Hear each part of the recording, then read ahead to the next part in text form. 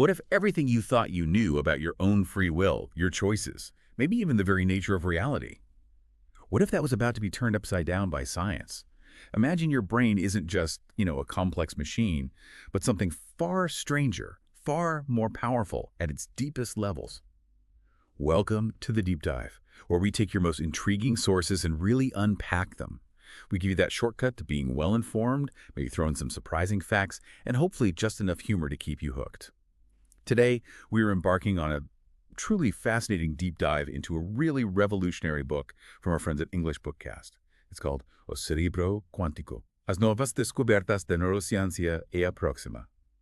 That translates roughly to The Quantum Brain, New Discoveries in Neuroscience in the Next. Yeah, it's an incredible piece of work. Jeffrey Satinover and William Lagos published back in 2008.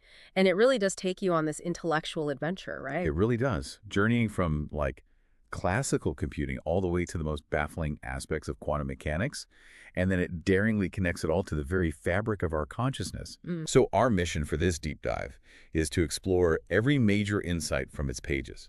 We're going to examine how the authors brilliantly weave together neurobiology, physics, philosophy, to propose this really radical new understanding of the brain. So buckle up, because we're about to explore how this tiny, bizarre world of the quantum might be shaping your thoughts, your memories, maybe even your future. Okay, so let's start with what the authors frame as the quantum crisis. For centuries, the dominant scientific view has painted the universe as this grand, intricate machine, right? Operating under rigid, unchanging laws. Think, like a perfect clockwork. Absolutely. And you have to admit, this view has been incredibly successful. I mean, just look around you. Every medical device, every car we drive, all our communication tech, every major industry, it's all built on that fundamental assumption, a predictable mechanical universe. Yeah, it's foundation. And what's fascinating, as the book points out, is how this perspective shifted. It went from being almost a heresy back in Galileo's time, where being a respected professor meant being a man of God, right, to, the late 20th century. It completely flipped. You had figures like Richard Dawkins arguing that believing in a creator was basically scientifically illiterate. Wow, quite a shift. A huge shift. Yeah. And this mechanical view became so pervasive that even the human brain was, and often still is, seen as just a purely mechanical system. In that framework, our free will, our minds, they're just side effects, maybe illusions, right? Just the outcome of incredibly complex mechanical interactions. That's the classical view, the Newtonian picture, like a giant game of cosmic billiards where every shot is predetermined by the last one. Exactly. But here's where the book really starts to shake things up. It introduces quantum mechanics as this radical, almost subversive challenge to that whole mechanical picture. Suddenly, down at the subatomic level, particles aren't behaving like tiny billiard balls at all. Not at all. They can seemingly choose to appear and disappear. It hints at a reality that's fundamentally non-mechanical, governed by probabilities and, strangeness. It really throws a wrench into determinism, doesn't it? It absolutely does. And the early quantum physicists, they really grappled with this. Wolfgang Pauli, one of the giants, he playfully referred to his exclusion principle as God.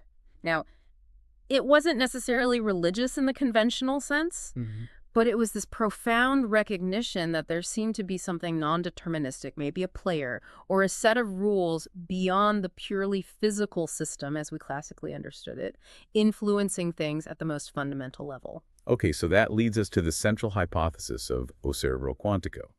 The idea is that our brains are, in some subtle but really profound way, quantum computers. Right, but it's crucial, as you said, not to picture some flashy sci-fi supercomputer. The authors argue it's through these almost invisible quantum effects that our brains gain capacities, maybe like genuine free will or the ability to spontaneously generate novelty, things that would otherwise be impossible in a purely classical mechanical system. And that leads to a pretty provocative implication, doesn't it?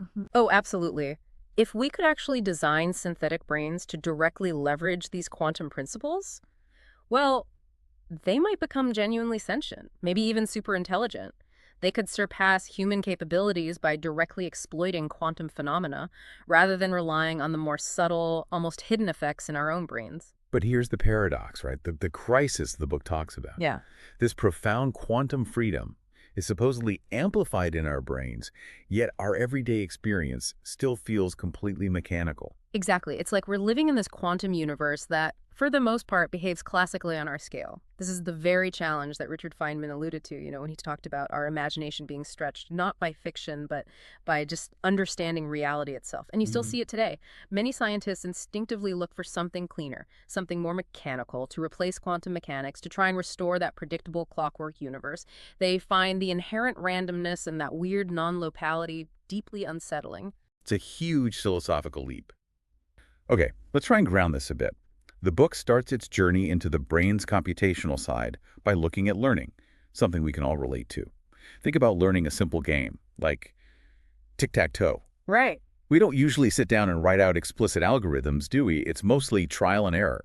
We develop these practical guidelines, what the authors call heuristics, that just improve our results over random guesses. And eventually, often without even realizing it, we kind of converge on a perfect strategy. Precisely. And to make this really vivid, the book talks about Martin Gardner's ingenious thought experiment, the Hexapawn Educable Robot, or HER. Oh yes, her. Imagine this robot, brilliantly made out of matchboxes and candies. It learns to play a simple chess-like game called Hexapawn on just a 3x3 board. And the crucial insight here is that HER learns only by losing. Only by losing. How does that work? Well, when HER makes a move that leads to a loss, the candy, which represents that specific move in that specific board position, is literally eaten or removed from the matchbox corresponding to that position. So this makes that losing move less likely in the future. It's physically removed as an option, or at least made less probable if there were multiple candies. What a brilliant, simple mechanism. Yeah. It really highlights how learning can happen without any explicit instruction. Her just learns through pure experience, stumbling towards perfection without any grand strategy or what we'd call critical thinking. Exactly. It's rote mechanical intelligence in action.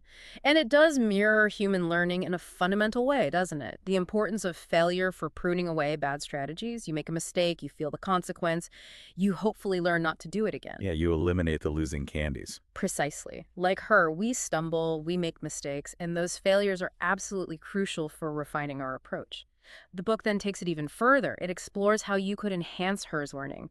You could reward wins by adding candies, making winning moves more likely. Okay, reinforcing success. Exactly. And even introducing casual mutations, just random changes to the rules or the connections. This isn't just about recombining old strategies. It allows for completely new emergent characteristics to pop up. So not just optimizing, but potentially innovating. Right. They even talk about fragile rules that might mutate at different rates to sort of optimize the evolutionary process itself.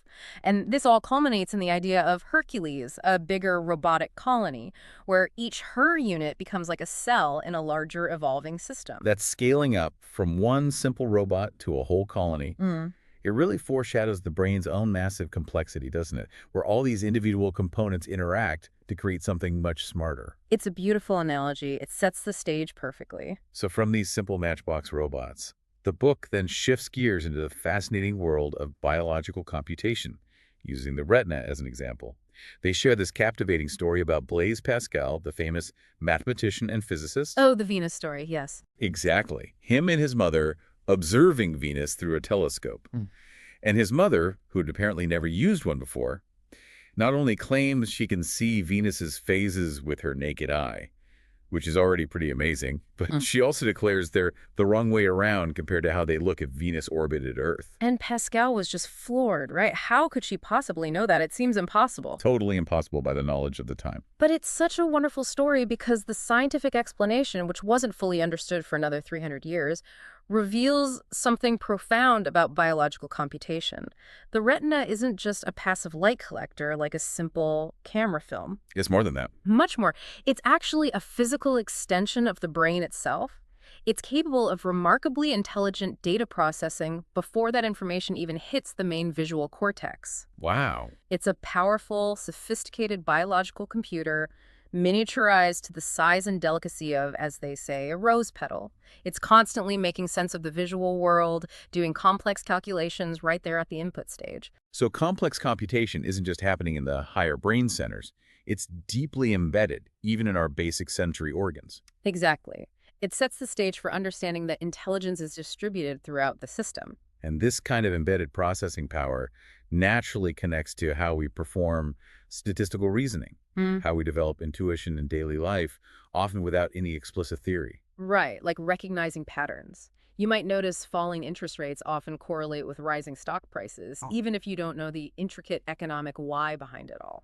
Your brain, or parts of it like the retina doing pre-processing, is constantly picking up on these patterns, building intuitions based on repeated experience, making these subtle, often unconscious predictions. Precisely. It's a testament to the brain's innate knack for pattern recognition and statistical inference. It underlies so many of our gut feelings and quick decisions. This ability to pull meaning from noisy data, even without formal logic, is really a hallmark of biological intelligence. Okay, so building on that idea of biological computation, the book takes us into the early days of AI, specifically with perceptrons. Frank Rosenblatt's perceptron was this pioneering, biologically inspired machine that learned by adjusting internal weights to classify data. The classic example is distinguishing, say, a picture of a banana from a non-banana. Yeah. It started with random connections, and these weights got adjusted based on whether one got it right or got it wrong. Yes, a very promising start. But this early promise hit a major roadblock. It ran into some truly devastating critiques from Marvin Minsky back in the 1960s. Oh, Minsky. Yeah, and these critiques really contributed to what felt like a sort of scientific winter for biologically based computing research for quite a while.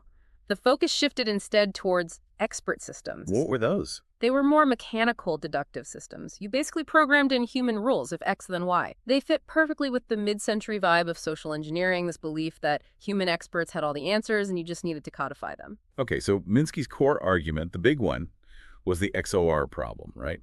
He showed that these simple single-layer perceptrons just couldn't handle nonlinear pattern discrimination. XOR, the exclusive OR, was like a brick wall for them. It was. Can you give us a quick, simple handle on what exclusive OR actually means? Sure. Imagine you're trying to classify things based on two features, feature A and feature B.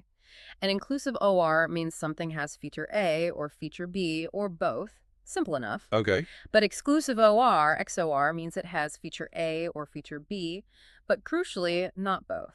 So using the book's example, maybe you want to classify based on hair color, XOR skin color being white. You'd include people with white hair, but not white skin, and people with white skin, but not white hair. But you would specifically exclude anyone who has both white hair and white skin. I see. So it's one or the other, strictly. Exactly. And a simple perceptron struggles because it essentially tries to draw a single straight line to separate the yes group from the no group. With XOR, the data points just aren't linearly separable like that. You can't do it with one straight cut. Okay, so that seems like a fundamental limitation. How did they eventually get past this XOR problem?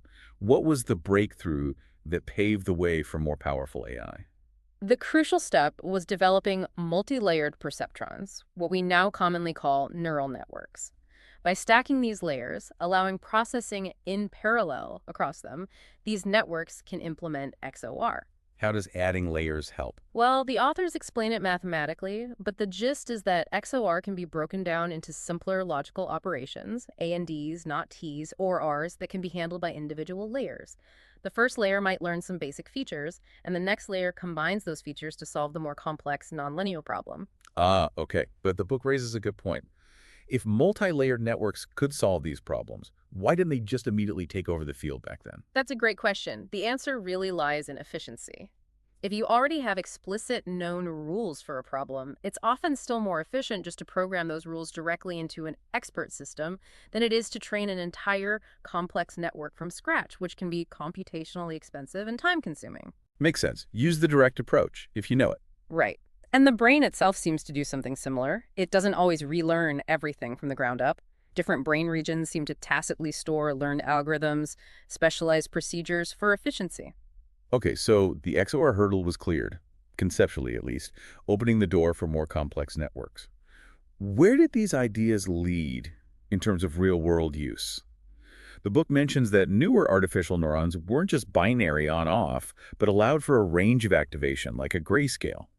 Yeah, moving beyond simple binary states was absolutely critical. It allowed for much richer, more nuanced representations of information.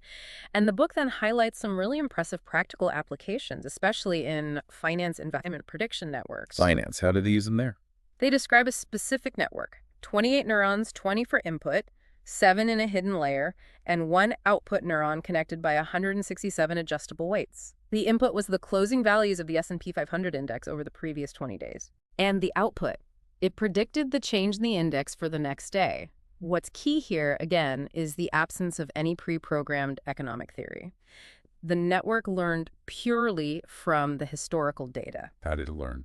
Through a process called error backpropagation. Basically, it makes a prediction, compares it to what actually happened, calculates the error, and then adjusts all those internal weights slightly to reduce that error next time. It iteratively refines itself based on its mistakes. That sounds incredibly powerful. Yeah. The book mentions processing 760 million data sets in just 40 seconds. That's way faster than any human trader could manage. Absolutely. The speed is phenomenal. But as you pointed out earlier, markets are dynamic. They change. What happens when the underlying rules shift or new factors emerge that the network wasn't trained on? Right. Does it just stop working? That's the challenge. Initial success often does diverge as market conditions change. The solution, much like how an experienced human investor adapts, is continuous retraining. The network is constantly being updated, or re-annealed, as the book puts it. Re-annealed, like metallurgy. Kind of. It's retrained and reoptimized, usually daily, using the most recent few years of data. This allows it to adapt, to pick up on the latest patterns and shifts in market behavior. And this led to real commercial success. The book cites one desktop network that turned every $1 invested into $103 in just 9 months. Wow. That's serious performance. It really demonstrated the power of these systems to find subtle, predictive patterns in incredibly complex data. Okay, finance is one thing. But then the book introduces NetTalk from 1987. This sounds like a landmark achievement, the first computer to actually read and pronounce English text correctly. That seems incredibly difficult, given how inconsistent English spelling and pronunciation are. It is notoriously difficult. English is full of exceptions. Context matters hugely. Think about read versus read, right? Present versus past tense, same spelling. Or lead the metal versus lead the verb. Exactly. Or chair versus chase. The sounds change based on surrounding letters and context. Sidnowski's design for NetTalk was really clever. It didn't just look at one letter at a time. It used input windows of 7 letters. 7 letters. Yeah, the current letter it was trying to pronounce, plus the 3 letters before it and the 3 letters after it. This gave it the necessary context to figure out the pronunciation. Ah, that makes sense. Capturing the local environment. Precisely. The network itself was pretty complex for the time. 203 input neurons, 80 hidden neurons, and around 4,000 connections or weights that needed to be trained. And what I find most impressive, based on the description, is how NetTalk's learning process actually mirrored how a human child learns to speak.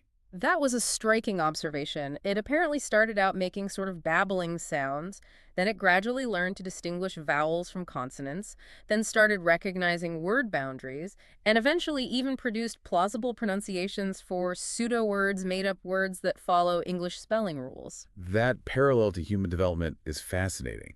It suggests that these artificial systems, even though they're just manipulating numbers, were somehow tapping into a very fundamental biological learning process. It really does. And it pushes us towards that critical question about the scale of intelligence.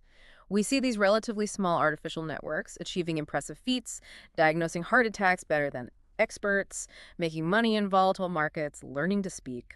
So what about the human brain? With its estimated 20 billion neurons and perhaps quadrillions of connections, what are its limits? That's the core question driving the book, isn't it? Is there anything a human brain can do that a sufficiently large, purely mechanical neural network cannot?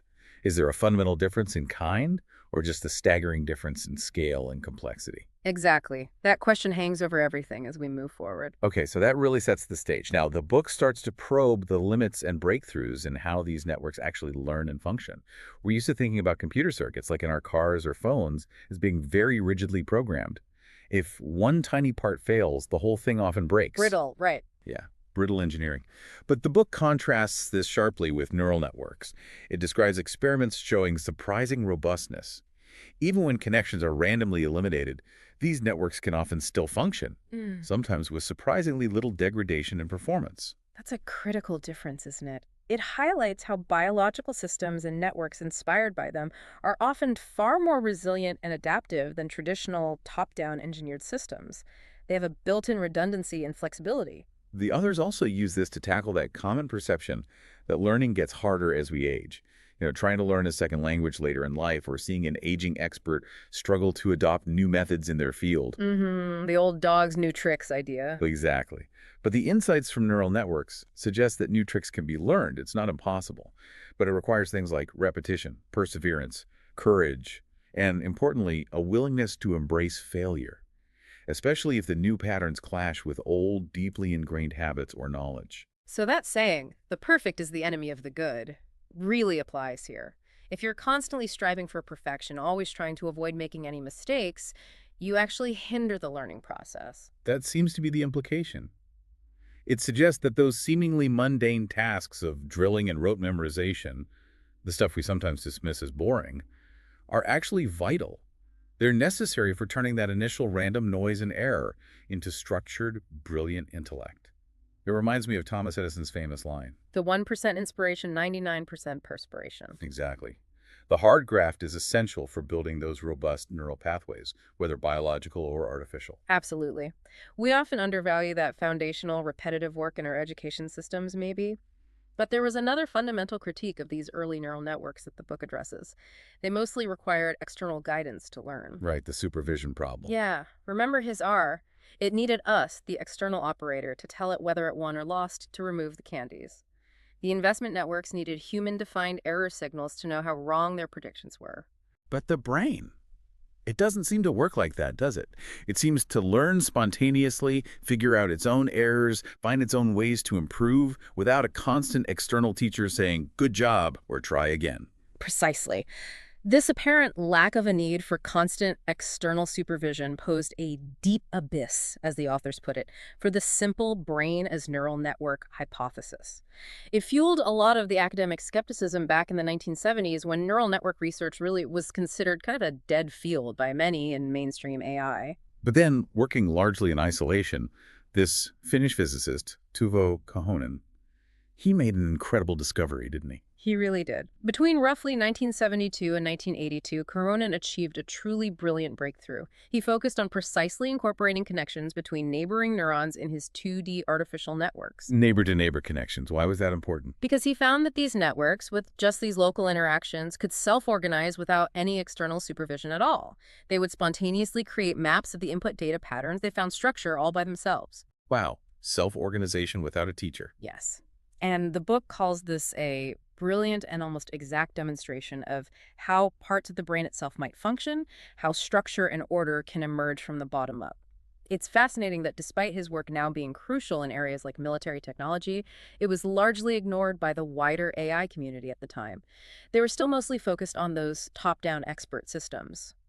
Kohonen's work pointed towards a much more fundamental intrinsic capacity of systems, maybe of nature itself, to find order within complexity. That's a massive conceptual shift. It suggests an inherent intelligence in the way systems structure themselves.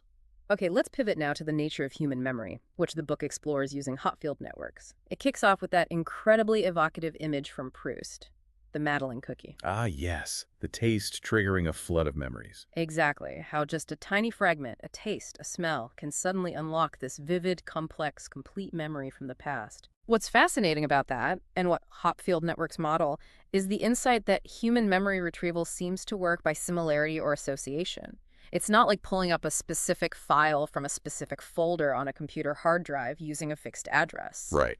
Instead, each memory seems to be distributed across the entire network of neurons. It's encoded in the pattern of connections between them. And this distributed associative idea was a revolutionary concept that John Hopfield brought back into the spotlight for neural network research in 1982. His work really revitalized the field. And he used this analogy of collective behavior, didn't he? Like a bee colony versus an orchestra. That's a great analogy he used. A bee colony achieves complex tasks, building the hive, finding food through the local interactions of thousands of individual bees, without any central micromanager giving orders. It's emergent collective behavior. An orchestra, on the other hand, relies on a conductor for centralized control. Hopfield networks operate more like the bee colony collectively, emergently. Okay, so how does this collective behavior idea connect to the brain's physical structure? The book introduces this really interesting analogy of spin glasses. What on earth are spin glasses, and how do they help us understand memory? It's a concept from physics. Imagine a material where you have tiny magnetic particles, or spins, scattered randomly. Each spin tries to align itself with its neighbors, but because of the random arrangement and competing interactions, some wanting to align parallel, others anti-parallel, they can't all satisfy their preferences. They get frustrated. Frustrated magnets. Exactly. This frustration creates a very complex energy landscape, like a rugged mountain range with lots of valleys and dips of varying depths. These valleys are called basins of attraction. Okay. Now, in the Hopfield network model of the brain, each stored memory corresponds to one of these basins of attraction, a stable, low-energy state of the network. A stimulus like the smell of Proust's Madeleine is like dropping a ball somewhere onto this energy landscape. And the ball rolls downhill. Precisely. The network spontaneously reconfigures itself, its neurons changing their states, following the path of least energy, until it settles into the bottom of the nearest basin. And that stable state is the retrieved memory, snapping into place. That's a very elegant model. It also seems to explain things like false memories, doesn't it? It does, quite naturally. In larger, more complex networks, you can get these illusory attractions forming shallow dips or pathways between the true memory basins. So the network might start rolling towards the right memory but get slightly diverted and settle into a subtly wrong or combined state of false memory or even a kind of hallucination. That makes perfect sense. So if the landscape is complex with these potentially misleading shallow dips, how does the network avoid getting stuck in them? How does it find the true deepest memory basin? The book talks about shaking the network. Right, like physically shaking a box to make a ball jump out of a shallow crater and hopefully find a deeper, more stable one. In the context of neural networks, this shaking is achieved through a process called simulated annealing. Annealing again. So how does that work here? You start the network off hot. That means its neurons behave more randomly, probabilistically. They're not rigidly deterministic. This allows the network to explore the energy landscape more widely, to jump over those energy barriers between basins easily. Okay, so it explores more possibilities initially. Exactly. Then you gradually cool the network down. You reduce the randomness, making the neurons' responses more stable and determined by the inputs and weights. As it cools, it's more likely to settle into the deepest available basin, representing the optimal or most stable memory state. And this randomness, this stochasticity, is actually crucial. It's absolutely crucial. It's not just noise, it's functional. It acts like that shaking, preventing the network from getting prematurely trapped in suboptimal, distorted, or shallow memories. It actually speeds up the recall process by allowing the network to escape these local minima and find the global minimum, the deepest basin. It's a fascinating idea that nature might leverage a certain amount of disorganization or randomness to achieve greater intelligence and flexibility. This seems to connect to what the authors call the stability-plasticity dilemma, or even the divine madness of genius. Yes, that's a great connection. There's this constant tension between needing a stable system that reliably stores and retrieves information and needing a flexible plastic system that can learn new things and make novel connections. Too much stability and you can't learn, too much plasticity and you lose existing memories or descend into chaos. Like the example of the mathematician Paul Erdoins, who used stimulants to fuel his work, famously calling himself a machine for transforming coffee into theorems. He was pushing the plasticity, perhaps. Perhaps. Or think about the difference between a brilliant metaphor like Shakespeare's Juliet is the Sun, a novel connection between disparate concepts that feels instantly right, and a schizophrenic's delusion, like the book's example, Naples and I must supply pasta to the whole world. Both connect seemingly unrelated ideas, but one resonates as insightful, the other as disjointed and absurd. It's a fine line. A very fine line. Kay Redfield Jamison, the psychiatrist who studies creativity and mood disorders, and who has bipolar disorder herself, wrote powerfully about this. She described the intoxicating productivity of mild mania where ideas flow freely, connections are made easily, versus the destructive chaos of uncontrolled mania. Medication like lithium helps find that balance, damping down the extremes. So the suggestion is that great minds need to play in that space near the edge of chaos. They have to generate maybe cartloads of absurdities, make lots of tentative, even weird connections before they strike gold with a truly brilliant insight. That seems to be the idea. It links back to the annealing process, too. You need that initial hot, exploratory phase to find novel solutions. Hopfield networks, in fact, are particularly good at solving these kinds of optimization problems, like the classic traveling salesperson problem. Finding the shortest route to visit multiple cities. Exactly, where you have a huge number of possible solutions, and you need to find the best, or at least a very good one. The annealing process helps the network cool or harden into a good solution, much like a blacksmith anneals metal heating and cooling it to make it strong but retain its shape. And the book mentions that these Hopfield models evolved over time between 82 and 98, becoming more biologically realistic. Yes, that's a crucial point. The early models are often densely connected, every neuron connected to every other neuron, which isn't how the brain is actually wired. But later research showed something fascinating. What was that? It turned out that networks of weakly or sparsely connected oscillators, when driven by external signals, could actually replicate the complex dynamics and memory storage capabilities of those original, densely connected Hopfield networks. Oscillators, Yeah. like things that pulse or cycle. Exactly. Think of neurons firing rhythmically. And the truly exciting part is that this structure, sparsely connected oscillators influenced by external inputs, corresponds exactly, according to the authors, to the kinds of variable microcircuits we actually find in the human cortex, which also integrate influences from lower brain regions. Wow. So the mathematical models started looking much more like the actual biology. Precisely. It brought the model much closer to biological reality, showing how the brain's relatively sparse physical wiring could still achieve immense computational power through these dynamic oscillatory interactions. Incredible convergence. Okay, the book then brings in another giant of 20th century science, John von Neumann. His work on solving complex problems like fluid turbulence apparently led him to invent the modern computer. That's right. His approach was brilliantly simple, conceptually. Iterative approximation. You basically guess a solution, you measure how far off you are, the error, you adjust your guess based on the error, and you repeat.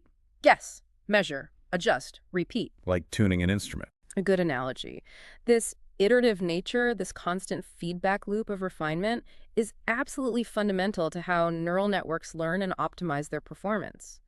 It's fascinating that his work, which was so critical for the Manhattan Project and later for cryptography, profoundly influencing the NSA, also laid the groundwork for AI.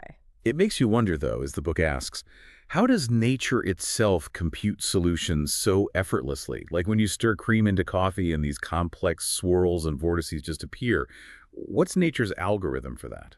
That's the profound question, and von Neumann's answer, or at least his exploration of it, led him to the concept of cellular automata. Cellular automata, what are they? Imagine a vast grid of simple elements, or cells. Each cell can be in one of a few states, like on-off or a color, and each cell updates its state based only on the states of its immediate neighbors, following a simple, fixed rule. It's massive parallel processing, but entirely local. So like a huge checkerboard where each square changes color based on its neighbor's colors. Exactly. Think of Morse's, where a cell looks at itself and its 4 or 8 immediate neighbors. Everyone updates simultaneously based on some simple rule, like turn black if the majority of your neighbors are black. And what's amazing is that from these incredibly simple local rules, incredibly complex global patterns and behaviors can emerge over time. Even in systems that aren't perfectly regular grids, the book mentions amorphous cellular automata. Right. Even with irregular structures, more like natural systems, you still get this emergent order. The classic biological examples are things like leopard spots or zebra stripes. There's no master plan blueprint saying, put a spot here. Instead, simple local interactions between pigment cells during development lead to these complex global patterns. It's bottom-up organization. And the Belousov-Zhabotinsky reaction is presented as this amazing real-world chemical example. It's fantastic. It's this chemical mixture that spontaneously starts oscillating between colors, typically red and blue, creating these mesmerizing, self-organizing waves and spirals that spread through the dish. But it was initially rejected by scientific journals. Yes, because it seemed to fly in the face of the second law of thermodynamics. Classical thermodynamics says systems should tend towards equilibrium, towards a uniform disordered state. They shouldn't spontaneously create complex, oscillating patterns like that. So it was seen as impossible. Pretty much, but it's real.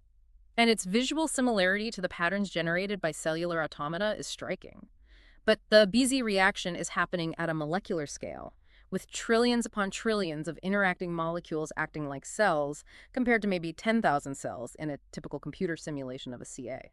It really underscores how widespread this kind of self-organization might be in nature, down to the molecular level. It strongly suggests that the internal life of a single neuron, for instance, might not just be a simple on-off switch. It could involve massive parallel computation happening at a much finer scale within the cell itself, a whole network of processing elements, like a tiny society inside each neuron. Okay, building on that theme of self-organization and emergent complexity, the book then takes a fascinating turn, framing evolution itself as a kind of cellular automaton.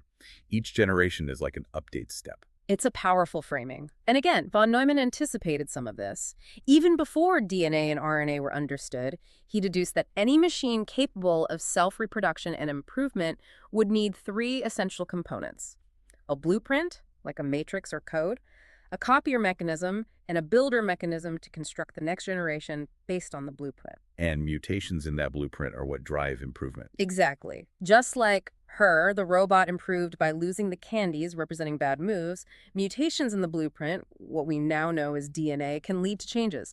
Natural selection then eats the candies. Organisms with less successful mutations are less likely to reproduce. This leads directly into genetic algorithms, doesn't it, where these evolutionary principles are used for computation. Precisely.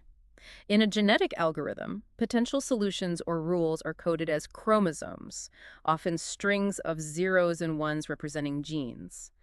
Instead of just testing possibilities randomly or brute forcing, you use mechanisms inspired by biology: selection, crossover, and mutation. So you select the fittest solutions from the current population. Right, the ones that perform best on the task. Then you use crossover. Just like in biological reproduction, you take segments from two fit parent chromosomes and swap them to create new offspring chromosomes. This combines potentially good features from both parents. That sounds remarkably like biological recombination. It is. And then you add mutation, randomly flipping some of the zeros and ones in the offspring. The book mentions syncopated algorithms that specifically introduce these casual mutations to explore entirely new possibilities, preventing the system from just getting stuck optimizing combinations of existing ideas. So it's this iterative cycle. Create a population, test fitness, select the best, reproduce with crossover and mutation, and repeat. Exactly. And this process drives the evolution of increasingly better performing chromosomes or solutions over generations. The book contrasts this with the million monkeys typing problem, the sheer impossibility of randomly generating Shakespeare. Genetic algorithms are vastly, vastly more efficient at navigating huge search spaces. Okay, but then the book makes an even more mind-bending leap from evolving software, the rules or code, to evolving hardware. Yes. This is where it gets really wild. The argument is that in nature, the hardware itself, the physical structure of organisms, modifies and self-organizes through evolution, and this physical modification is the programming. The structure and the function are intertwined. How can we mimic that artificially? The book introduces field programmable gate arrays, or FPGAs. These are special electronic circuits where the function of the logical gates themselves can be instantly changed, reconfigured electronically. You can essentially rewire the circuit on the fly. So the hardware itself can learn and adapt. That's the idea. John Koza envisioned that FPGAs could lead to genuinely emergent self-learning processes, much like the human brain seems to operate. And then there's Adrian Thompson's groundbreaking experiment at the University of Sussex. This sounds like something straight out of science fiction. What did he do? He set up an FPGA and used a genetic algorithm to evolve its internal configuration. The goal was simple: discriminate perfectly between two different musical tones, audio frequencies. Okay, classification task. How long did it take? Astonishingly, the system evolved a perfect solution in just 4,100 generations, which is incredibly fast in evolutionary terms. But the truly mind-blowing part was when they examined the final evolved circuit. What did they find? It was a black box revelation. Yeah. Out of the 100 logic gates available on the chip, the final evolved circuit seemed to only use 32 that were directly connected in the conventional sense. But if they tried to remove or disable any of the 100 gates, even the ones that looked unconnected, the circuit failed completely. Wait, even the supposedly unused gates were essential. How? They didn't fully know. Thompson and his team suspected that the circuit had evolved to exploit subtle, unintended physical properties of the chip. Maybe interactions via the power supply lines, or faint electromagnetic fields, radio waves between components. It was using physics that wasn't part of the standard digital design model. It found computational tricks the designers never intended. Exactly. Okay. And another puzzle was the clock. The task required temporal discrimination telling the difference between frequencies over time. But the FPGA evolved to do this without using the chip's external clock signal. It had created complex internal feedback loops that effectively generated its own timing. Thomson herself famously admitted, "I don't have the slightest idea how this works." That's incredible. Hardware evolved beyond human understanding and design principles. It really demonstrated that evolution could produce solutions that are not only efficient, but potentially opaque and completely alien to our way of thinking about engineering. This sounds potentially amazing, but also maybe a bit terrifying. If we can evolve systems we don't understand. Which leads directly to Dr. Hugo de Garis and his rather stark prediction of a 21st century art-elect war. Yeah, de Garis takes this potential to its extreme. He foresees a future global conflict, possibly an existential one, fought over the decision whether or not to build artificial intellects or art-elects that could vastly surpass human intelligence. And his ambition is to actually build them. Yes. He wants to build artificial brains using electronic neural circuits that literally grow and evolve at electronic speeds far faster than biological evolution. He envisions future AI, perhaps built on quantum computing principles, with maybe in 1040 components, that's 1 followed by 40 zeros, compared to our brains, maybe meant in 10 or 11 neurons. The potential difference in intelligence is almost unimaginable. It forces that fundamental, deeply ethical question for humanity. Shall we build them? Exactly. And this question ties directly back to the deeper themes of the book, especially the potential role of quantum effects. If quantum phenomena are involved in creating genuine freedom, unpredictability, or even consciousness, then building machines that harness these effects raises stakes far beyond just creating faster calculators. We might be talking about creating truly novel, potentially uncontrollable intelligences. Wow. Okay, that brings us to the end of the first major part of the book, exploring the foundations of classical AI, neural networks, self-organization, and even evolving hardware. It's truly mind-bending how far these seemingly mechanical systems can go. It really is. They can mimic learning, memory, pattern recognition, even evolution itself. But for the brain to truly transcend mere mechanics, to potentially have genuine free will or access true novelty, the authors argue we absolutely need to venture into a different realm entirely. A realm that utterly defies our classical everyday intuition, the quantum reality itself. Precisely. This next part of the deep dive plunges us headfirst into the baffling, counterintuitive, but utterly fundamental world of the very small. And it starts with a revolutionary idea presented way back in 1930. The idea that at its heart, reality isn't really about tangible matter as we normally think of it. It's about something far more abstract. Yeah. Information. Yes. This concept, emerging from discussions in Brussels involving the founders of quantum mechanics, represents a major paradigm shift. The new primordial substance, the fundamental stuff of the universe, is no longer seen as just matter or energy in the classical sense, but as information. The chapter title itself, The Unsolvable Solution, hints at this deep philosophical shift. It suggests that understanding reality at its most fundamental level requires thinking in terms of information processing, of computation, perhaps. That's a huge conceptual leap. Okay, so the next section dives right into the core quantum paradoxes, the things that really challenge our basic understanding of what's real. They start with that classic analogy, counting buckshot, to explain how we expect particles to behave. Predictable, localized, countable. Right, like tiny billiard balls. You know where they are, you can count them, their paths are definite. But then comes the baffling reality. Subatomic entities like electrons or photons are somehow both wave and particle at the exact same time. The wave-particle duality. Yeah. It's notoriously hard to wrap your head around. It is, even for physicists. Yeah. And the double-slit experiment is the classic, unavoidable demonstration of this weirdness. Can you walk us through that again? Sure. Imagine firing electrons one by one towards a screen with two narrow slits in it. If you close one slit and watch where the electrons hit a detector screen behind it, they arrive as localized particles, forming a pattern consistent with buckshot going through a single slit. Same if you close the other slit. Okay, behaving like particles. Right, but now keep both slits open and keep sending electrons one by one. You'd expect to just see two particle patterns superimposed, but you don't. Instead, you get an interference pattern on the detector screen, alternating bands of high and low electron density, exactly like you'd expect if waves were passing through both slits and interfering with each other. Even though you sent them one at a time. Even though you sent them one at a time. Each electron seems to somehow know about both slits, pass through both simultaneously like a wave, interfere with itself, and then materialize as a particle at a specific point on the screen, contributing to the overall wave pattern. That's deeply weird. It's fundamentally weird, and the book highlights Einstein's profound discomfort with this. He famously, and quite explicitly, said that its strict causality, the idea that every event has a definite prior local cause, broke down. He'd rather give up physics and become a shoemaker.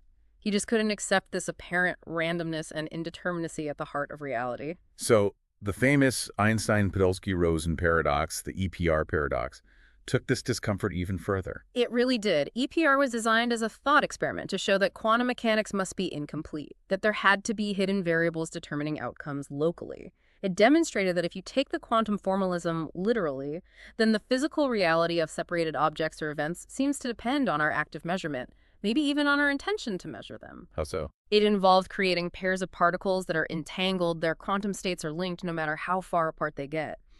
Measuring a property like spin of one particle instantaneously seems to determine the corresponding property of the other particle, even if it's light years away. Instantaneously. Faster than light. That was the implication that horrified Einstein. It seemed to violate locality and relativity. He called it spooky action at a distance. The most absurd implication to him was that this influence could be instantaneous, potentially operate over vast distances even between here and the Andromeda Galaxy, and, maybe most mind-bogglingly, even seem to operate backward in time in some interpretations. Wow. No wonder he called them absurd notions fit only for mystics and madmen. Exactly. And Niels Bohr, who was Einstein's main intellectual sparring partner on this, was apparently deeply shaken by the EPR paper. He struggled intensely to formulate a coherent response. It really highlights just how profound a challenge this was to the entire scientific worldview. And for decades, they couldn't actually test it experimentally. No, the technology wasn't there. So the debate remained largely philosophical for a long time. Was Einstein right? Were there hidden variables preserving locality and causality? Or was quantum mechanics complete and reality just fundamentally stranger, more interconnected, and non-local than we could possibly imagine? As we now know, subsequent experiments, particularly by Alain Aspect and others, have overwhelmingly supported the quantum mechanical predictions, spooky action and all. So reality is stranger than we thought. Yeah. Okay, following this, the book explores even more quantum phenomena. It revisits wave-particle duality, but introduces this idea of contextuality. Yes. This is the idea that in the quantum realm, you can't really talk about the properties of an entity, an electron, a photon, in isolation. Its properties are inseparable from its context, from the measurement setup, from the questions you ask it. The double-slit experiment forces this on us. Is it a wave or a particle? Well, it depends on how you measure it. The very definition of the entity seems context-dependent. And this ties into indeterminism again. Absolutely. Those individual electron hits in the double-slit experiment, they are truly fundamentally random. There's no known cause within our universe predicting exactly where the next electron will land. Yet somehow, collectively, these utterly random events conspire to form a predictable, probabilistic pattern, the interference fringes. This kind of cooperation emerging from absolute randomness is simply impossible in a purely mechanical, deterministic universe. The book talks about absolute chance and particles traveling all possible paths simultaneously. That's a really wild concept. It is. According to the path integral formulation of quantum mechanics developed by Feynman, a particle doesn't take a single, well-defined path from A to B. Instead, it simultaneously explores all possible paths, even incredibly circuitous, seemingly impossible ones, like going to Detroit and Andromeda on the way from the source to the detector in the lab. How can that be? Each possible path has a quantum amplitude associated with it, and these amplitudes interfere with each other, some reinforcing, some canceling out. The path we actually observe, the most probable one, emerges from this complex interference of all possibilities. It's a profoundly different picture from a classical object following a single trajectory. Mind-bending. Yeah. And then there's superposition, which the book illustrates using the ammonia molecule. Right. The ammonia molecule, NH3, provides a fantastic real-world example of quantum weirdness happening at a scale larger than single electrons or photons. You have a nitrogen atom attached to 3 hydrogen atoms forming a pyramid shape. The nitrogen can be either above the plane of the hydrogens or below it. 2 stable configurations. Exactly. Now, classical physics would say that at very low temperatures, if the nitrogen starts out up, it should just stay there, blocked by an energy barrier from flipping down. Makes sense. It needs energy to overcome the barrier. But that's not what happens. The nitrogen atom actually tunnels quantum mechanically right through that energy barrier. And the molecule doesn't just flip back and forth. It immediately exists in a superposition of both states simultaneously, a 50-50 blend of being up and down at the same time. It's in both places at once. In a quantum sense, yes. It's exploiting quantum tunneling to solve an optimization problem, finding the lowest energy state, which happens to be this superposition in a way that's classically forbidden without adding energy to shake it over the barrier. So this really highlights the probabilistic nature of the quantum world. Absolutely. It drives home the difference between classical probability, like I don't know if the coin is heads or tails, but it is one or the other, and quantum probability. The ammonia molecule does not have a definite up or down position until you measure it. It exists in this weighted superposition of possibilities. It really is, as the biblical quote suggests, a world where many will run to and fro and knowledge will be multiplied. Possibilities are explored simultaneously. These concepts really do challenge our everyday notions of sanity, as the physicist Julian Schwinger, quote, reminds us. Sanity, it seems to me, is not a canon of science. Okay, the book then explains how a simple quantum system with two possibilities like electron spin, up-down, or the ammonia states, or photon paths in an interferometer exists in this superposition, holding effectively 0 bits of classical information until you actually measure it and force it to choose. Right. That indeterminate state before measurement is fundamental. And this ability to exist in multiple states at once is the core resource that quantum computing aims to exploit. Which leads to the incredible quantum bomb detector thought experiment. This sounds completely paradoxical. It does. Imagine you have a collection of bombs. Some are duds, some are live. The live ones are triggered by even a single photon hitting them. How can you identify the live bombs without setting them off? Classically, it seems impossible. If you test it by touching it with a photon, it blows up. Exactly. But quantum mechanics offers a loophole through interaction-free measurement. By using a clever interferometer setup, you can send photons through paths where one path could potentially interact with the bomb. The mere possibility of interaction, even if no interaction actually occurs, affects the photon's wave-like nature and changes the interference pattern at the output detectors. So the photon behaves differently depending on whether a live bomb is present on one path, even if the photon itself never actually takes that path or hits the bomb. Precisely. You can detect the presence of the bomb without ever touching it in the classical sense. It's exploiting the wave nature and superposition. And the book notes, this isn't just a theoretical curiosity. Paul Quiet and others have performed real experiments demonstrating this principle, detecting things like the edge of a knife or the thickness of a hair, and showing the potential for applications like medical imaging without damaging radiation or physical contact. It's like a quantum form of remote sensing. That really is like quantum clairvoyance. Knowing something is there without directly interacting with it, it feels like a cheat code for reality. It kind of does. The book likens it to a deceptive stage magician's trick. But here, quantum mechanics is performing the trick for real. And this power connects directly to quantum computing's potential for solving optimization problems. Isaac Chuang's work is cited, showing how a quantum algorithm could solve a complex problem, like the ballerina and the tiger's logic puzzle, needing potentially many classical checks with just 1 or 2 quantum evaluations. It's a dramatic speed-up. So this all ties back to that idea of absolute chance. Yes, the idea that each truly random, causeless quantum event introduces fundamentally new information into the universe, information that didn't exist before. In this view, absolute chance isn't just noise. It's a source of infinite information potential. And the which path problem really drives home the non-locality again. Absolutely. It reinforces that quantum particles really do seem to explore all possible paths until a measurement forces a choice. And the crucial counterintuitive point is this. If you set up a detector to find out which path a particle took in an interference experiment, like the double slits, that very act of obtaining path information destroys the interference pattern, makes the superposition collapse. Even if the particle didn't actually trigger that specific detector. Even if the particle seemingly never went near that detector. The mere possibility of gaining which path information anywhere in the system is enough to collapse the wave function globally and instantaneously. It demonstrates this profound, non-local interconnectedness of quantum reality and the fundamental role of information and measurement. It just fundamentally challenges our classical local intuitions about how the world works.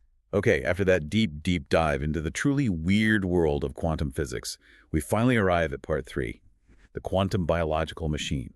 This is where the authors attempt to bridge the gap, to connect this quantum strangeness back to the intricacies of life, and specifically the brain. Right.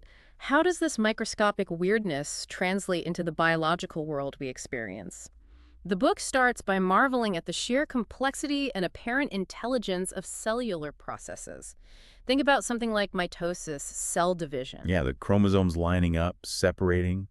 It's incredibly precise. It's like a microscopic ballet, and the book argues that purely mechanical reductionist explanations struggle to fully account for this kind of globally coordinated, seemingly intelligent behavior emerging just from local chemical interactions. It feels like something more is going on. Which leads them to discuss Roger Penrose's controversial hypothesis from his book Shadows of the Mind. Yes, Penrose famously proposed that the brain isn't just a complex classical computer or a self-organizing automaton, but a macroscopic quantum entity. That consciousness itself arises from quantum computations happening within the brain. But the book approaches this cautiously. Very cautiously, and I think rightly so. While Penrose's ideas are inspiring, the specific mechanisms he proposed involving quantum coherence across entire neurons face significant challenges. Maintaining quantum coherence at the warm, wet, noisy scale of a neuron is incredibly difficult. The book notes it's a huge leap, maybe like expecting to quantum tunnel through Mount Everest just because the atoms you're made of obey quantum mechanics. So Penrose's conclusion might be premature, but the underlying question, are quantum effects relevant in the brain, remains open. Exactly. The authors suggest Penrose might have aimed too high, focusing on the whole neuron. Instead, they propose looking deeper, challenging the traditional neuron doctrine itself. The idea that the neuron is the fundamental unit of computation. Right. While neurons obviously perform crucial computations, the book argues their true sophistication might arise from interactions happening at a much finer scale within the neuron. And their focus shifts to specific structures inside cells. Microtubule. Microtubules. What are they and why are they important here? They're these tiny, hollow, protein-based rods that form part of the cytoskeleton, the internal scaffolding of cells. They're particularly abundant in neurons. Traditionally, they were seen mainly as structural supports or tracks for transporting molecules. The book suggests they do more. But much more. They argue microtubules aren't just static scaffolding. They are highly dynamic structures, constantly assembling and disassembling. And crucially, Stuart Hameroff's work proposed that they might function as information processors, as tiny computers within the cell. They exhibit complex, self-organizing, oscillating collective behavior through interactions between the tubulin protein subunits they're made of. So computation happening inside the neuron's internal structure. That's the idea. Propagating waves of conformational change, subtle shifts in the shape of the tubulin proteins could travel along the microtubule, acting like signals. These waves might be analogous to the propagating signals in artificial neural networks, or chemical waves like the BZ reaction, or even things like business cycles patterns propagating through interacting elements. And Tuszynski's model adds another layer, suggesting they need a certain amount of random agitation. Yes, Jack Tuszynski's work modeled how these microtubules, despite maybe looking disorganized, could function as efficient signal propagators and parallel computers. His models showed they require a very precise amount of thermal noise, random agitation from the surrounding temperature, to effectively propagate these conformational kinks or signals. Like the annealing process again. Not too cold, not too hot. Exactly. Too little thermal agitation and the structure freezes. Signals can't propagate. Too much, and it just randomizes, losing the information. This connects directly to brain function. Electrical signals arriving at the neuron, action potentials, can influence these microtubule signals. And microtubule activity is known to be vital for processes like releasing neurotransmitters at the synapse, which is how Hebbian learning, neurons that fire together, wire together, is physically implemented. So microtubules could be the link between electrical activity and the physical changes underlying learning and memory. That's the tantalizing possibility. The truly astounding conclusion from Tuszynski's work, as presented in the book, is that microtubules in our nervous system, due to the specific physical properties of the tubulin proteins, seem perfectly tuned to simultaneously function in two ways: as electromechanical signal transducers, carrying signals along their length, and as spin glass-like parallel computers, processing information around their circumference. Wow. It's like the wires are also the computers. Precisely. The book uses that exact analogy. An internet whose telephone wires and external cables are its own computers. It suggests a vastly deeper level of computational complexity within each neuron than previously imagined. Okay, that sets the stage for the next section, fantastic and confusing, which dives even deeper into potential quantum effects, specifically within proteins and even water. It starts with the huge challenge of the protein folding problem. Ah, yes, a classic problem in biology and biophysics. You have this long chain of amino acids synthesized based on DNA code, but it's just a floppy chain initially. To function, it needs to rapidly fold itself into a very precise, complex, three-dimensional shape. And this folding is crucial for its biological function, right? Like an enzyme needs the right shape to bind to its target molecule. Absolutely critical. But the problem is, how does it find that one correct shape out of the astronomical number of possible ways it could fold? If it just tried possibilities randomly, trial and error, it would take longer than the age of the universe, even for a small protein. So classical computation just can't explain the speed and reliability of protein folding. Not even close. Supercomputers have struggled for decades to predict protein structure from the amino acid sequence alone, usually needing experimental clues. The crucial insight that emerged is that protein folding looks a lot like one of those spin glass energy minimization problems we talked about with hot field networks. The protein is essentially annealing itself, searching for its lowest energy folded state. But again, the speed is the mystery. How does it find that minimum so incredibly fast? The book argues the answer lies, once again, in proteins directly exploiting quantum effects, particularly quantum tunneling. Tunneling within proteins. Yes. Remember, electrons and atoms aren't in fixed orbits, but exist as these fuzzy configurations of probability amplitudes. These probability waves can overlap and interfere. This allows electrons, and potentially even larger groups of atoms, to tunnel through energy barriers that would be insurmountable classically. Proteins might exist in transient superpositions of different shapes, allowing them to explore the folding landscape much more efficiently than just classical wiggling and jiggling. So quantum effects allow shortcuts in the search for the right fold. That's the idea. Quantum pathways can interfere, potentially leading to long-distance electron tunneling that's vital for enzymatic function, and perhaps conformational tunneling that speeds up folding. The book even gives the incredible example of water molecules, which can be chiral, left or right-handed, and apparently tunnel rapidly between these forms without breaking chemical bonds. It suggests quantum effects are pervasive in the biological milieu. And unlike in many non-biological systems where heat just destroys quantum effects, in proteins, thermal agitation seems to help. That's a key point the book emphasizes. In many proteins, the normal thermal vibrations of the molecule seem to actually reinforce or enable these quantum tunneling events. This creates a kind of synergistic, reinforcing relationship between the classical mechanical shaking and the underlying quantum strangeness. It amplifies the protein's capabilities beyond what you expect from just a classical molecular machine. The authors call them quantically lubricated lightning bolts. Yeah, referring to these incredibly fast conformational changes in proteins, potentially enabled by this quantum fuzziness and tunneling. Peter Wolains's work is cited modeling hundreds of thousands of superposed protein folding pathways, showing that quantum annealing could be orders of magnitude more efficient for finding the lowest energy state. So, tiny quantum events at the microscopic scale, maybe involving trillions of electrons, get amplified into persistent global organizational differences, like a correctly folded protein at our observable scale. Precisely. Tiny quantum nudges amplified by the system's dynamics, leading to macroscopic consequences essential for life. This then raises that provocative question again. Could evolution itself be a kind of quantum genetic algorithm? Is it possible that these highly adapted biological structures like proteins and DNA, which seem so exquisitely sensitive to quantum effects like tunneling, could have arisen purely through classical random mutation and selection? Or did quantum search play a role in finding these solutions? It's a very deep question, and it brings us back to the philosophical implications for free will. If, as the authors speculate, Bob's brain acts as a quantum amplifier, capable of harnessing quantum indeterminism to make genuinely non-predetermined choices, well then the line between mechanical machines and non-mechanical living systems becomes incredibly blurred. It suggests life might have specifically evolved nervous systems to amplify these internal quantum effects, precisely to escape the shackles of pure mechanistic determinism. That's the radical proposal. And denying this possibility, the authors argue, might be an arbitrary rejection of accumulating scientific evidence, perhaps just based on philosophical discomfort with the implications. And the scary consequence they point out follows directly. That artificial brains, if we learn to build them to directly leverage quantum events, could be fundamentally superior to our biologically evolved ones. Perhaps they could become our progeny, destined to naturally throw quantum dice as part of their thinking, while we remain mostly bound by classical appearances. It's a powerful, unsettling, yet scientifically plausible thought based on the trajectory they've outlined. Okay, that's a heavy implication.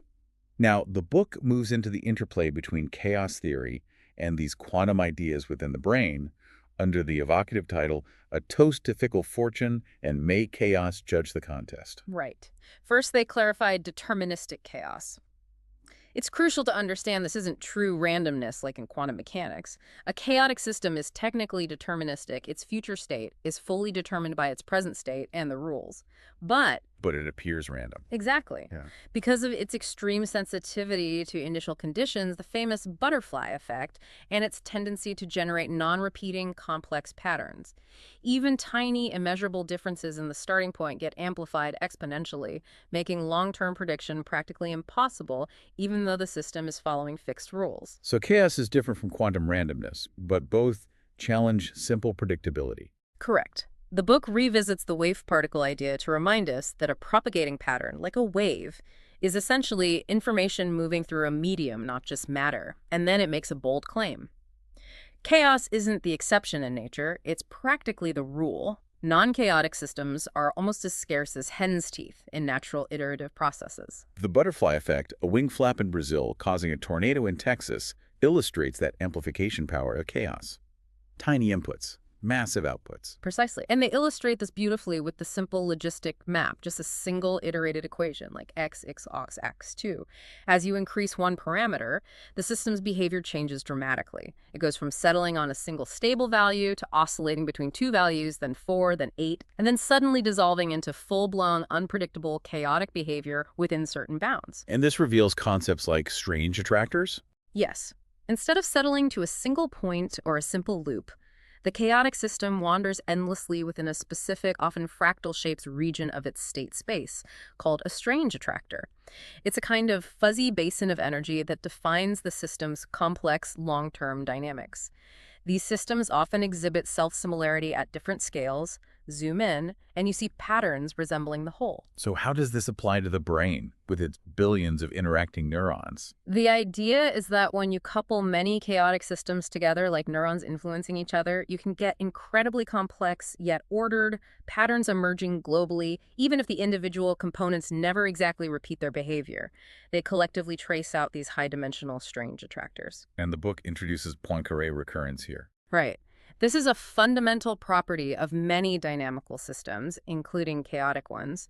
It basically says that if you wait long enough, the system will eventually return arbitrarily close to a state it was in previously. It doesn't repeat exactly, but it revisits neighborhoods.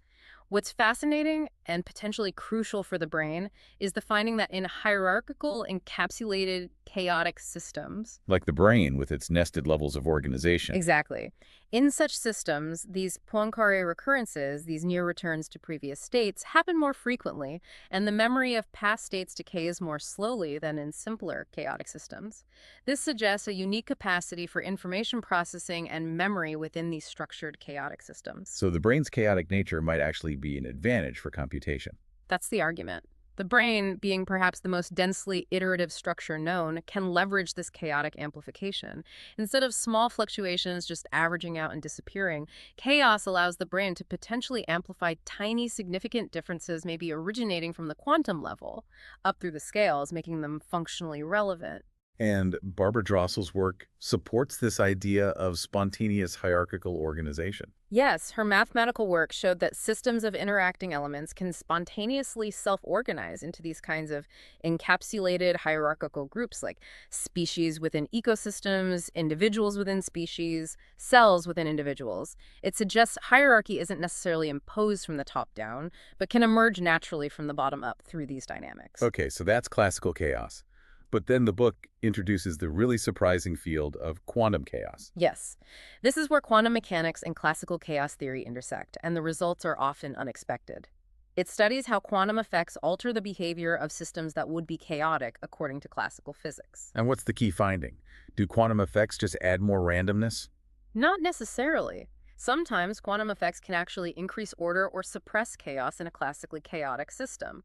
Other times, they can make an orderly classical system partially random. It's complex. But a key finding relevant here is for systems like coupled quantum oscillators, which might model protein dynamics or neural activity. Mm-hmm.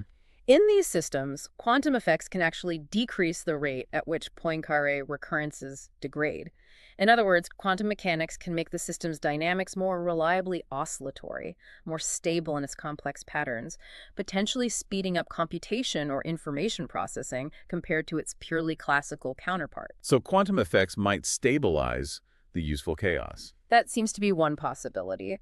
And the patterns generated by these quantum chaotic systems often look different, sometimes described as more organic, like biological structures, vertebrae are mentioned, rather than simple regular waves. And the spin glass shards idea. That refers to the finding that quantum spin glasses can self-organize into higher-level subunits that themselves exhibit quantum behavior, like entanglement between shards.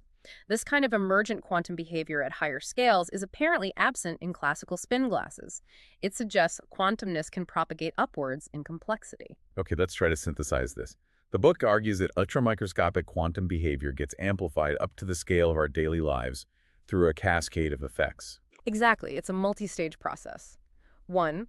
Classical chaos provides the mechanism to amplify tiny initial differences, potentially quantum fluctuations, upwards, making them persistent rather than averaging out. 2. Quantum tunneling and quantum chaos effects, like enhanced recurrence, reinforce each other, potentially speeding up molecular processes like protein folding. 3. Evolutionary pressures create adaptive feedback loops, tuning biological systems to leverage these quantum classical interactions. 4. Hierarchical structures, perhaps like spin glasses at multiple levels, further amplify signals and computational results. 5. These all self-organize into massively parallel computing hierarchies. So the grand conclusion is that quantum dynamics doesn't just speed up computation at the molecular level, which seems essential for life via protein folding, etc., but it also profoundly alters which solutions or states are selected or preferred by the system at all levels. Precisely. And the ultimate statement the book builds towards is that the human nervous system appears to have evolved specifically to leverage and amplify these quantum effects, cascading them upwards from the biomolecular scale. This results in an unparalleled concentration of this astounding quantum classical computational power right here, inside the human brain. We've covered an absolutely incredible amount of ground, from simple matchbox robots learning tic-tac-toe through the bizarre rules of quantum mechanics, chaotic dynamics, and now the potential for quantum computation within our own neurons via microtubules and proteins. So the final chapter, Quantum Ripples, brings it all together and asks, what does this all mean for us, for humanity, for the future? Right. It circles back to that initial puzzle. If the universe is fundamentally quantum and weird, why does our everyday world seem so solid, predictable, classical? If billiard balls are ultimately made of quantum stuff, why don't they tunnel through each other or exist in superpositions? Why don't they choose their paths? And the proposed answer isn't that quantum effects just disappear at our scale. No. The answer proposed is that they don't disappear, but rather that life, and especially complex nervous systems like ours, evolved specifically to find and amplify certain quantum effects, bootstrapping them up from the molecular level to influence behavior. It's not that the brain was deliberately designed as a quantum computer in the way we design silicon chips. It's more that the fundamental processes of life, especially the dynamics of proteins and other biomolecules, rely on quantum phenomena, like tunneling, to work at all. And evolution then built upon that foundation. So quantum effects might be essential just for proteins to function as the incredibly efficient miniature parallel processors they are, making life possible in the first place. That's a key part of the argument. And then the book reiterates that parallel computing systems, especially those with intrinsic chaotic dynamics, which seems likely for biological networks, have this amazing capacity for self-organization. And when these systems are quantum chaotic, they show an even greater propensity to spontaneously form higher scale order and structure. Which connects perhaps inevitably to the ultimate mystery, consciousness. Yes. The book is careful here. It acknowledges that no one truly knows how consciousness arises from physical processes. but it points out the clear association between consciousness and complex, natural, self-organizing systems.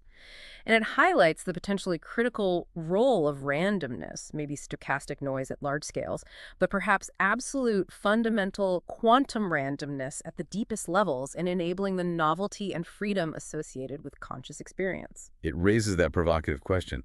If an accidental quantum measurement can collapse the superposition, just like an intended one by an observer, does intention even matter at the fundamental level, or is it just the physical arrangement and its quantum dynamics that count? It's a question that blurs the line between observer and observed, between mind and matter, in a way that aligns with some interpretations of quantum mechanics. And these deep scientific and philosophical shifts, the book argues, are already having massive societal ripples. How so? They discuss the rise of a new kind of cognitive elite. Old hereditary aristocracies are being replaced by meritocracies based on intellectual ability, particularly in quantitative fields. Think about Wall Street aggressively recruiting physics and math PhDs now because finance has become so complex and data-driven. Right, the quants. Exactly, or the nerds of Silicon Valley, the architects of our digital world. They represent this new kind of power structure based on mastering complex informational systems. But this also creates a potentially dangerous divide. The growing gap between the highly educated few who understand and control these systems and the many who don't. Yes. Advanced math and science education seems increasingly concentrated among a small elite, while general educational standards may even be declining for the broader population. The authors worry this could lead to a new, highly intelligent, but perhaps detached aristocracy. And this raises the ultimate ethical question for our species. Will we, in our pursuit of greater intelligence and power, perhaps through genetic engineering or AI, fundamentally alter human nature? Will we discard ancient values, wisdom, humility, kindness, empathy, in favor of becoming mere winners in this complex new game? It's the best of times and the worst of times dilemma. We're embarking on this incredible adventure into strange new futures fueled by science and technology, but we risk losing our way, maybe even self-destructing, if we sever our roots in that deeper ancient wisdom about what it means to be human, what truly matters beyond computational power. And the book ends on this incredibly poignant, almost melancholic, yet strangely hopeful note. Yes. The thought that perhaps we won't be the ones to achieve that perfect synthesis of intelligence and wisdom. Perhaps we will create a new race of creatures, our artificial progeny, who will manage to embody and maintain those ancient patterns of wisdom and kindness that we ourselves seem to struggle with so much.